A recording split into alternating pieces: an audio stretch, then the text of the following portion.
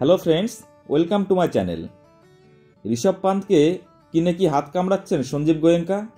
27 কোটি টাকায় ঋষভ পান্থকে কিনেছে লখনৌ সুপার জায়েন্ট। কেনার পর আফসোস দলের মালিক গোয়েঙ্কার। পন্থকে বেশি টাকা দেওয়া হয়েছে বলে মনে করছেন তিনি। পন্থকে রাইট টু ম্যাচ কার্ড ব্যবহার করে ধরে রাখতে চেয়েছিল দিল্লি ক্যাপিটালস, কিন্তু গোয়েঙ্কা এমন একটি দর হাঁকান যা দেওয়া সম্ভব ছিল না দিল্লির পক্ষে। ফলে পন্থ যান লখনৌয়ে। পন্থের জন্য আগে থেকেই ঝাঁপানোর পরিকল্পনা ছিল তাদের, কিন্তু এত টাকা দিয়ে দিতে হবে ভাবতে পারেনি। গোয়েঙ্কা বলেন, আমাদের পরিকল্পনায় পন্থ ছিল। আমরা ওর জন্য প্রায় 26 কোটি টাকা ধরে রেখেছিলাম, কিন্তু একটু বেশি টাকায় দিয়ে ফেলেছি। কিন্তু ওর মতো ক্রিকেটারকে পেয়ে আমরা খুশি।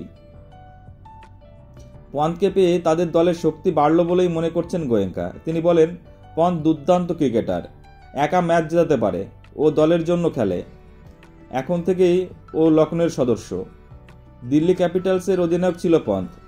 লখনৌ দলের অধিনায়ক কি তাকেই করা হবে সে বিষয়ে এখনও কিছু জানায়নি গোয়েঙ্কা। পন্থকে নেওয়ার জন্য শুরু থেকেই ঝাঁপিয়েছিল লখনৌ। তাদের সঙ্গে লড়াই ছিল রয়্যাল চ্যালেঞ্জ বেঙ্গালুরু, কিন্তু পন্থের দাম 10 কোটি ছাড়াতেই পিছিয়ে যায় আরসিবি। তারপর লখনৌয়ের সঙ্গে দর হাঁকাতে শুরু করেন সানরাইজ হায়দ্রাবাদ। 20 কোটি 75 লক্ষ টাকা দাম ওঠার পর ছেড়ে দেয় তারা। পন্থকে আরটিএম কার্ডের মাধ্যমে নেওয়ার চেষ্টা করেছিল দিল্লি ক্যাপিটালস, কিন্তু লখনৌ 27 কোটি টাকা দিতে চায় তাকে। তারপর আর এগোয়নি দিল্লি।